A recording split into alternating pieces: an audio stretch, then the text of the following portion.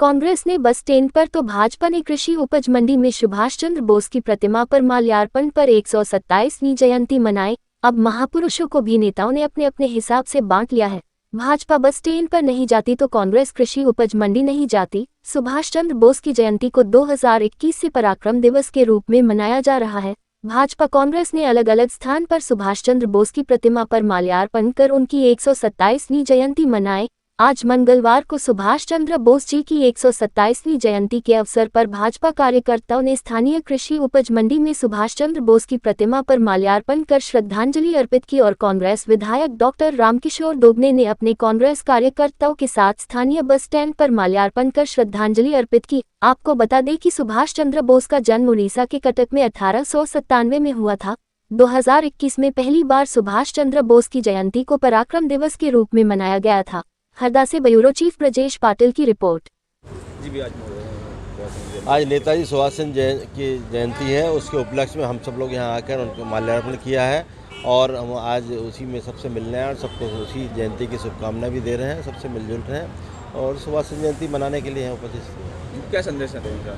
आज संदेश सुभाष चंद्र बोस जी ने जो देश में आज़ादी के लिए लड़ाई लड़ी और आज देश की आज़ादी की लड़ाई में जिस तरह काम किया वो प्रेरणादायी है और हम सभी को वही बता रहे हैं कि उनकी प्रेरणा लेकर उनका अनुसरण करते हुए हमको देश के बचाने के लिए काम करना चाहिए।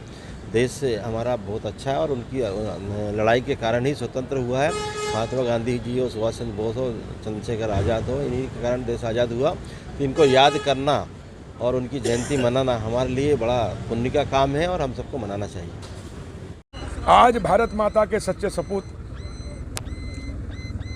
और हिंदुस्तान को आज़ादी दिलाने में जिनकी अहम भूमिका रही है, जिनका नाम ही नेताजी के नाम से नेताजी सुभाष चंद्र बोस,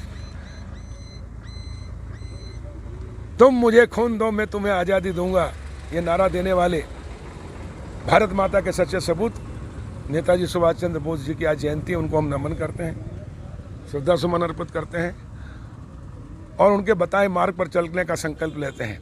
नेताजी चाहते थे कि जब भारत आज़ाद होगा, आज़ाद हिंद फौज की उन्होंने स्थापना करी थी और विदेश में रहकर लड़ाई लड़ी थी और अंग्रेज़ों के छक्के छुड़ा दिए थे और भारत की आज़ादी में उनकी अहम भूमिका है।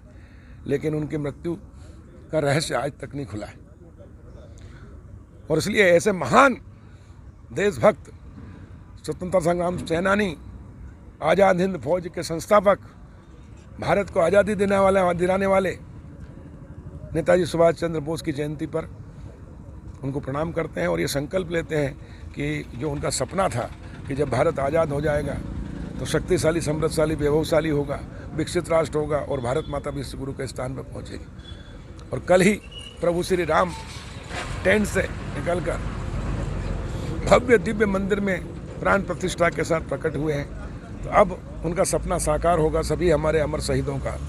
अब भारत राम राज्य की स्थापना हो गई है। अब भारत राष्ट्र को शक्तिशाली, समृद्धशाली, वैभवशाली, विकसित राष्ट्र बनाएंगे प्रधानमंत्री नरेंद्र मोदी जी के नेतृत्व में और दुनिया में भारत को गौरवान्वित कराएंगे। भारत माता विश्व गुरु के स्थान पर पहुंचेगी। ये आज हम संकल्प लेते हैं। हम जिएंगे तो देश के लिए, जरूरत पड़ी तो प्राणों की आहुति भी देना पड़ा तो देश के लिए। प्रधानमंत्री नरेंद्र मोदी जी के नेतृत्व में पूरा देश की 140 करोड़ जनता अब 24 घंटे देश के लिए जिएगी। आज नेताजी की जयंती पर भी हम संकल्प लेते हैं कि हम देश के लिए जिएंगे और ज़रूरत पड़ी तो देश के लिए प्राणों की आहुति देने में पीछे नहीं हटेंगे और विश्व गुरु के स्थान पर भारत माता को पहुंचा के ही अपने जीवन को सार्थक करेंगे।